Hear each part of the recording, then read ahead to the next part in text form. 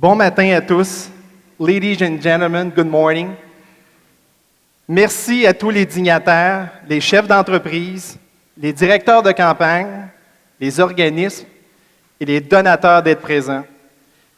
Merci à vous tous qui êtes les artisans de cette campagne de Centraide 2013.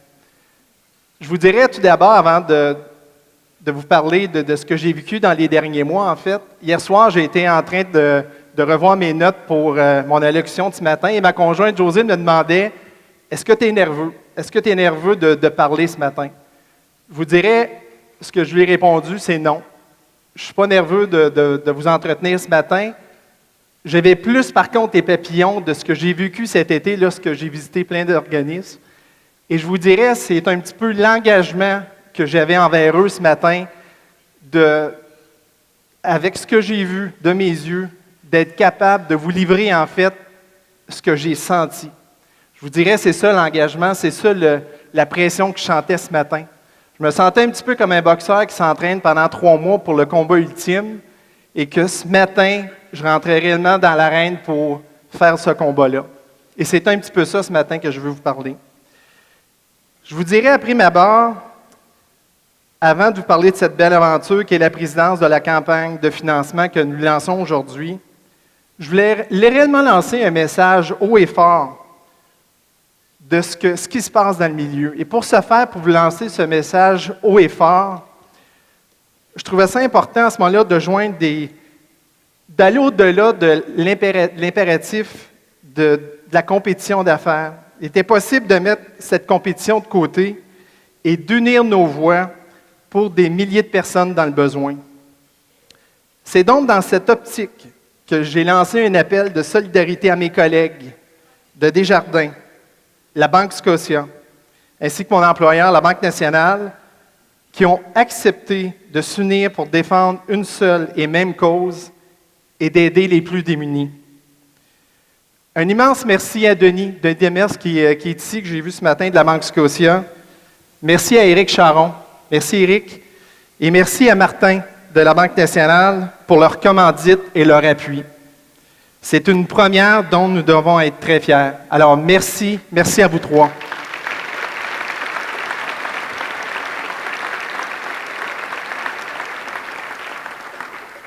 J'aimerais aussi souligner, évidemment, les autres collègues des institutions financières. Pourquoi? Parce qu'ils font des campagnes en milieu de travail et j'aimerais les remercier ce matin. Il y en a qui ne sont pas ici, il y en a qui sont ici également. Alors, gros merci parce que des campagnes en milieu de travail, je pense que c'est ce qu'on veut mettre de plus en plus de l'avant dans une campagne, dans une continuité au niveau de Centraide. Alors, je remercie que ce soit compagnie d'assurance, donc tous nos partenaires dans le domaine financier, je vous remercie également. Dès le départ, je vous dirais, il était clair pour moi que je voulais bien saisir l'ampleur des besoins et les enjeux dans la communauté. Pour ce faire, étant donné qu'évidemment, je suis un gars de terrain, j'aime savoir ce qui se passe, j'ai décidé d'aller voir concrètement à quoi servait mon don, ainsi que le vôtre.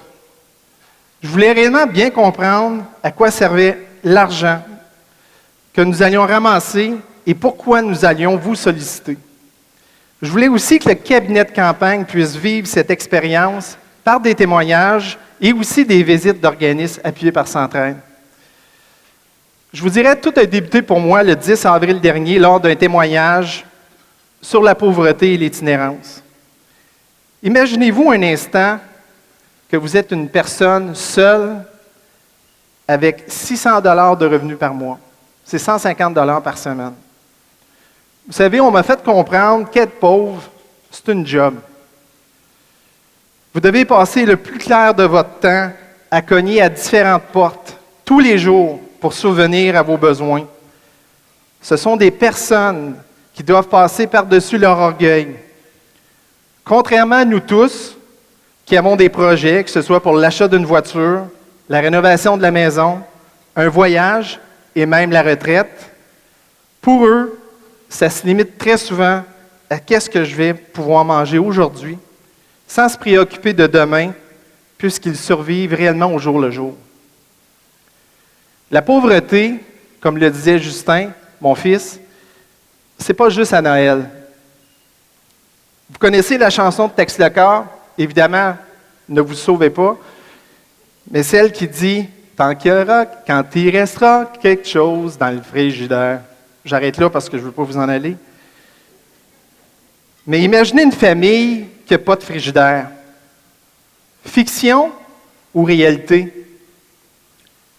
C'est souvent une humiliation pour ces jeunes. Évidemment, ils ne veulent pas emmener des amis à la maison.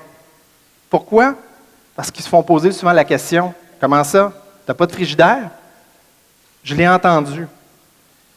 La réalité est que ces gens-là ont souvent seulement une glacière pour leurs aliments et les médicaments. Cette situation génère souvent un problème de malnutrition, un problème de concentration à l'école. Vous savez que le taux de décrochage de nos jeunes est de 36 à 42 %. Par contre, je vous dirais, il y a une lueur d'espoir. S'entraide et chacun de nous, on peut faire la différence. Je me souviendrai également, je vous dirais, ça a été réellement là, un coup de masse, je vous dirais, lorsque le 19 avril dernier, j'ai visité plusieurs organismes. Je voulais réellement voir de près ce que vivent ceux et celles dont les actions ont un impact majeur sur la vie des gens, les plus vulnérables et les plus démunis. Je vous dirais, j'ai été déstabilisé en voyant la dure réalité à laquelle les intervenants étaient confrontés. Plus de 80 dossiers à traiter pour des personnes en situation de détresse, pauvreté, abus sexuels, troubles mentaux. Imaginez-vous, certaines familles vivent même divisées dans 2 logements. J'ai bien dit 2 logements, faute d'espace. Une semaine, le père est avec une partie des enfants, la mère de même. Ils interchangent continuellement ici. Imaginez-vous. J'ai appris qu'il y avait des parents qui dormaient directement sur le plancher, puisqu'il n'y avait qu'un seul matelas pour la famille, et que c'était les 3 enfants qui en bénéficiaient. Je me rappelle également d'une journée où est-ce que je suis allé au centre Cogaluc. J'ai vu une personne comme vous et moi, personne qui travaille, qui subvient aux besoins de leur famille, qui a un bon emploi. Pourtant, cet homme brillant, qui avait un bon travail, qui a vécu une situation si difficile, tout a basculé du jour au lendemain. Il a perdu tous ses repères.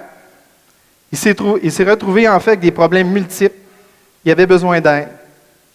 Pas de famille. Eh bien, le centre Cogaluc l'a accueilli à bras ouverts. J'ai eu la chance de lui parler. Et je vous dis, c'est assez saisissant quand tu vois, comme je le mentionnais à l'instant, personnes comme nous et nous, ça peut nous arriver demain matin. Alors, ça fait réfléchir. Je n'ai pas eu la chance encore de visiter les 69 organismes qui appuient Centraide, mais je peux vous dire, j'en ai vu assez pour vivre une véritable secousse d'émotions. Non seulement ces intervenants ne comptent pas leur temps, mais ne baissent pas les bras. Malgré leur immense charge de travail, dans cette courte tournée, j'ai aussi constaté l'importance des organismes communautaires. Ils travaillent tous en collaboration afin de répondre aux différentes problématiques auxquelles une même personne ou une même famille peut faire face. C'est un filet social qui se met en place pour soutenir les personnes dans le besoin. Un avec l'autre, ils se complètent et s'entraident. Centraide Outaouais supporte des organismes qui interviennent au niveau des besoins de base, des familles, des enfants, des adolescents, de la dépendance, des personnes vivant avec une déficience, des personnes âgées. Tout un inventaire d'interventions nécessaires pour soulager des multiples souffrances. C'est pour ça, en intro, que je vous mentionnais que, automatiquement, c'est un engagement de ma part, parce que ce que ces gens-là me disaient, on me disait, on vous appuie, Centraide, on a besoin de vous autres. Et on a besoin de travailler sur le terrain. En fait, ces gens-là n'ont pas le temps de faire des collectes de fonds. Et c'est pour ça que Centraide est là, parce qu'il y a tellement des besoins criants, et ces gens-là nous disaient, il faut être sur le terrain pour répondre à ces besoins-là. On compte sur vous. De là, ce que je vous disais en intro tantôt, l'importance pour moi, en termes d'engagement, de vous livrer ce message-là ce matin. Je peux maintenant mettre des visages sur les mots misère, détresse, pauvreté. Je peux aussi mettre des visages sur les mots courage, détermination, dévouement et réussite. Et depuis, je vous dirais, je ne suis plus le même homme. Tout ça, c'est réellement à partir du 19 avril. Le 19, comme je l'ai mentionné, j'ai passé un après-midi complet à visiter des organismes. Et comme coutume chez nous à la maison, le vendredi, après la semaine de travail, on va prendre un petit peu au resto. Et je me souviendrai ce soir-là, on a quitté la maison, Justin et ma conjointe Josée, on est allé au resto. Et rendu au resto, j'étais pas bien. Honnêtement, je n'étais pas bien dans ma peau. Et la première chose que j'ai demandé au placeur, est-ce qu'on peut avoir une table dans le coin? Et c'est à ce moment-là que j'ai compté ma journée à Justin et José de ce que j'avais vécu et comment j'étais tellement mal à l'aise ce soir-là d'être au restaurant. Puis je vous dirais, depuis, ma routine de vendredi a beaucoup changé. Je vais beaucoup moins souvent au restaurant avec ce que j'ai vu. Je vous dirais, c'est un véritable choc, une réelle prise de conscience, et cela a vraiment changé ma vie. Je veux vous avouer aussi aujourd'hui, un peu honteux, que j'avais des préjugés. Je jugeais souvent sans savoir, sans me demander pourquoi des gens pouvaient en arriver à avoir besoin d'une banque alimentaire, par exemple. Je ne réalisais pas qu'il y avait toute une vie derrière ces visages, des parcours si différents du mien. Pourquoi cette personne mendie plutôt que de trouver du boulot? Honnêtement, je ne me suis jamais posé cette question-là. Et quand j'ai rencontré ces gens-là, j'ai vu le pourquoi. Je vous dirais, après avoir vécu tout cela, je trouvais aussi très important de le partager et de sensibiliser ma famille, et plus particulièrement mon fils, Justin, qui est ici aujourd'hui, qui a 11 ans maintenant. Je trouvais qu'il était primordial de le confronter à une toute autre réalité que la sienne. Lui qui manque de rien. Je l'ai donc demandé, et Justin, je t'en remercie, on a eu la chance de visiter ensemble plusieurs organismes, et ça lui a permis évidemment de réaliser à quel point il est choyé, alors que ce n'est pas le cas pour tous les enfants. Et je vous le mentionnais, il l'a accepté, et je vous invite à partager avec nous ce que Justin a vécu lors des visites. Et vous allez voir, on lui a posé des questions à chaud et sans préparation à la sortie des organismes. Mais avant, je tiens à vous préciser que je n'étais pas avec lui lorsqu'on lui a posé les questions. Je ne voulais pas influencer son propre jugement. Donc, ce que vous allez voir à l'instant, le petit clip, ce n'est réellement pas arrangé avec les gars des vues. Alors, je vous invite à regarder le clip.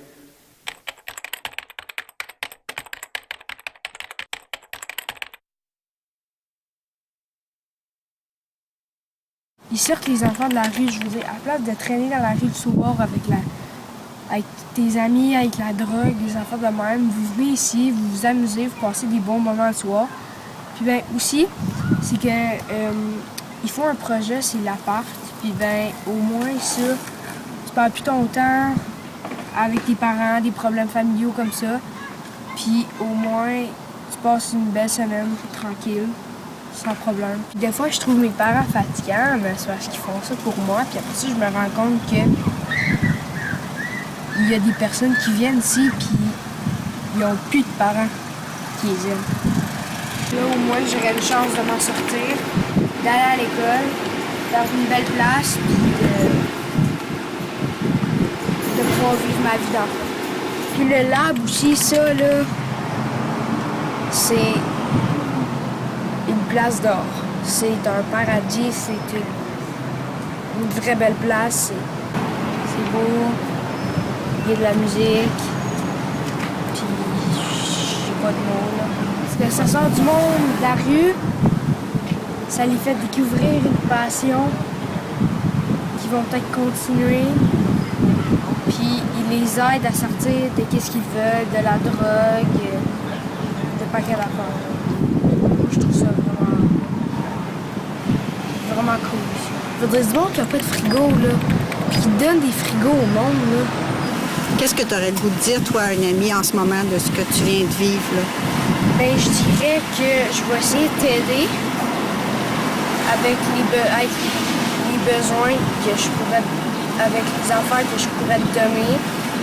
Puis j'essaierai de rendre ta vie plus plaisante, plus facile pour toi et ta famille. Après ça, je me rends compte qu'il y a des personnes qui, eux, vivent pas dans un monde parfait, puis qui sont dans la misère.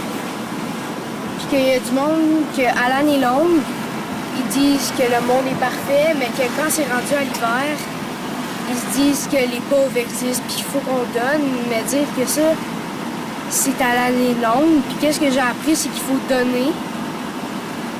Puis c'est ça.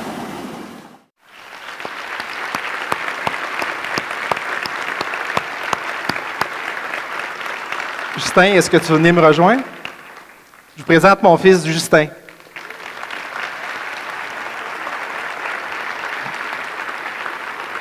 Bravo, chérie. Qu'est-ce que ça te fait de voir cette vidéo-là aujourd'hui? Ben, je me dis que j'ai grandi depuis ce temps-là, puis que... Effectivement, tu avais 10 ans lors du tournage. Ben, je me dis que qu'est-ce que je viens de dire là, c'est vrai, puis que... Comme j'ai dit dans la vidéo, il faut donner, puis le monde, il pense que c'est juste à l'hiver, puis que c'est là que les pauvres y existent. Mais je veux dire, ils sont là à l'année longue. La vie est dure pour eux, puis nous, on a tout ce qu'on veut, puis... En tout cas, là, Merci, Justin. Merci beaucoup.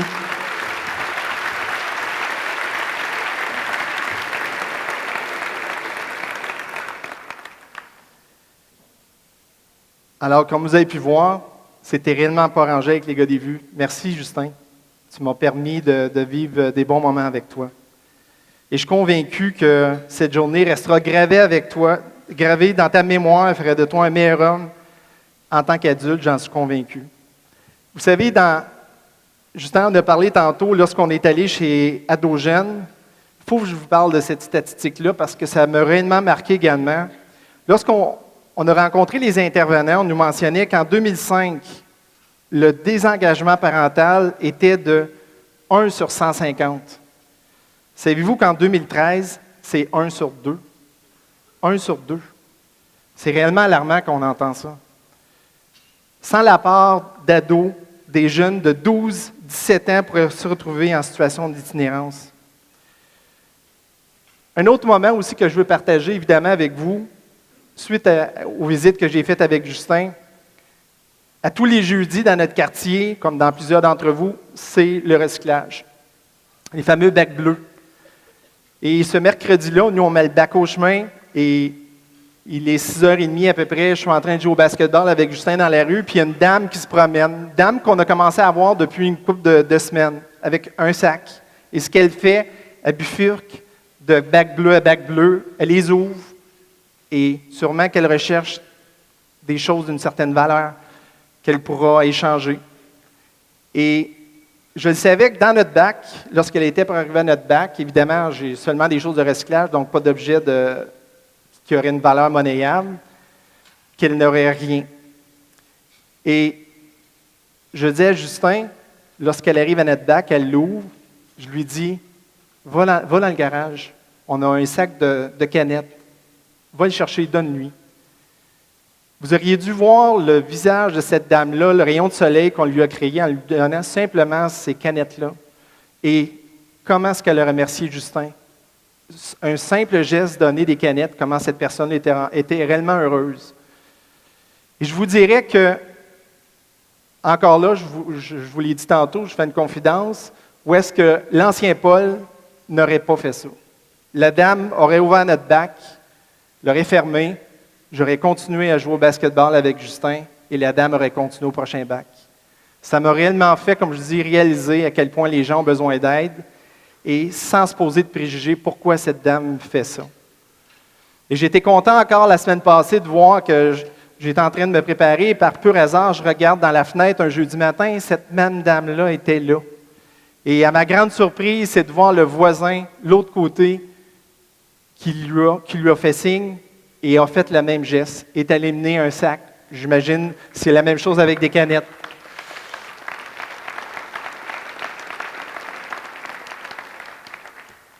Alors, ça m'a réellement sensibilisé. La semaine dernière, j'ai également eu la chance d'assister au lancement de la campagne de Patrimoine Canada. D'ailleurs, j'aimerais remercier aujourd'hui le sous-ministre Daniel Jean de m'avoir invité à ce lancement. Merci beaucoup, M. Jean. En fait, oui, merci. Il faut dire que la campagne, ce sont des énormes partenaires pour nous, Centraide, les gens du gouvernement, puisque ça représente plus ou moins 60 % de notre campagne. Et où est-ce que je suis des plus enthousiastes, c'est de voir justement la dynamique de ce que j'ai vu lors des lancements. Je suis allé à 3 rencontres différentes la semaine passée au niveau du gouvernement, et c'est de voir la dynamique. C'est de voir la dynamique, justement. Donc, pour moi, c'est un excellent baromètre à la campagne qui se lance aujourd'hui. Mais ce qui m'a marqué encore une fois, c'est un témoignage d'un jeune garçon dans la vingtaine. Et d'entendre ce garçon-là de dire qu'il avait passé 3 semaines sans dormir. Vous avez bien compris. 3 semaines sans dormir. Je dis, c'est impossible, il faut que tu dormes. Le corps fait en sorte qu'il a dû tomber endormi 1 heure ici et là dans la nuit. Mais ce qu'il nous a dit, ce que je ne vous ai pas encore dit, c'est que pendant ces 3 semaines-là, il n'avait réellement pas dormi, 0. Il avait consommé 2500 pilules en 3 semaines. 3 semaines. Le jeune homme a été clair avec nous que n'eût été de l'aide reçue, il ne serait pas de ce monde aujourd'hui. Et même, il disait, j'ai des amis que grâce à l'aide qu'il a reçue des organismes, ils sont encore là. Et aujourd'hui, cette personne-là est ça. Un autre moment marquant que j'ai vécu depuis le début de mon mandat, c'est le grand partage. Le grand partage, en fait, dans le jargon de Centraide, c'est où est-ce que, au cours de la campagne, en fait, c'est où est-ce que l'argent amassé au courant de la campagne est redistribué aux organismes par le conseil d'administration suite aux recommandations d'une équipe de bénévoles. Vous savez, on a passé une journée à faire cette redistribution-là. Ce qui est le plus difficile, ce que j'ai eu le plus de difficulté à accepter, c'est qu'on ne peut pas donner plus que l'argent qu'on a recueilli au cours d'une campagne, alors que les besoins sont si criants. Aujourd'hui, je réalise à quel point chaque dollar compte. Et comme le soulignait Marlène un peu plus tôt, chaque dollar a un impact. Je suis allé d'ailleurs à la soupe populaire, puis je remercie les collègues de la soupe qui sont ici aujourd'hui. Et souvent, ce que j'ai entendu, j'ai dîné avec ces gens-là, et même les gens responsables là-bas, ce qu'ils me disaient, c'est que souvent, on a de ces gens-là qui n'ont même pas le 1 $ pour le repas. Imaginez-vous, ils n'ont même pas ce 1 $ pour assumer ce repas. Alors, dites-vous, votre cotisation, même si c'est un montant d'1 $, ça a un impact. Ce matin, je fais appel également aux gens d'affaires qui pouvaient faire toute une différence en organisant des campagnes d'employés et diverses activités au sein de vos entreprises. Et si vous le faites déjà, parlez-en d'autres pour qu'ils le fassent comme vous. Je vous invite à faire un cadeau à vos employés. Et quand je dis le mot n'est pas fort, réellement un cadeau à vos employés. Invitez un organisme à venir les rencontrer, leur parler de leur réalité et de leur réalisation. Moi, c'est ce que j'ai fait. Et je vais vous dire ce que ça m'a également souligné, c'est on a tous des bons emplois, on a tous des objectifs, évidemment, on a tous du stress au travail. Mais quand tu entends des témoignages comme moi j'ai eu, ça te fait réfléchir. Tu vois à ce moment-là que tu es réellement bien dans ton travail. Et c'est ça, quand je parle de cadeaux, que vous pouvez faire également à vos employés. Plusieurs d'entre eux constateront aussi combien ils ont la chance et souhaiteront vouloir redonner à leur tour. Ce matin, j'aimerais dire un gros merci également à ma famille, mes parents qui sont ici ce matin, ma conjointe Josée, mes 2 filles, André et Caroline, et évidemment avec Justin pour lequel j'ai vécu cette belle histoire, de m'appuyer, mais aussi de vivre avec moi cette belle aventure. Je m'en voudrais aujourd'hui de ne pas profiter de cette occasion aussi pour saluer mes collègues du cabinet. Honnêtement, je vous remercie, les gens du cabinet, parce que vous me donnez une adrénaline tellement forte. Quand je sors du cabinet, je suis tellement dynamisé par les échanges qu'on a ensemble. Vous êtes des gens passionnés et généreux avec qui je partage une vision commune. Participez au mouvement de solidarité sociale pour le développement de notre communauté afin qu'elle soit forte et juste. C'est réellement un privilège pour moi de mener cette campagne avec eux et avec vous tous. Vous savez, le succès de cette campagne nous appartient collectivement.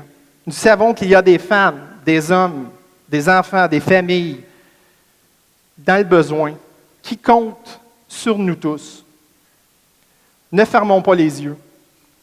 Travaillons ensemble à faire plus pour éliminer les moins et pour que le négatif se transforme en positif, pour que la croissance de notre campagne soit déterminante dans la vie des milliers de gens. Vous savez, la semaine dernière, lors d'une entrevue, un journaliste m'indiquait, « Tu sais, Paul, tu n'es pas nécessairement connu dans la communauté, mais davantage par les gens d'affaires. » Et vous savez, il a raison. Sauf que vous et moi, on peut faire la différence. En terminant, rappelez-vous, donner éclaire des vies. Moi, ma vie s'est éclairée, à vous d'éclairer la vôtre. Merci.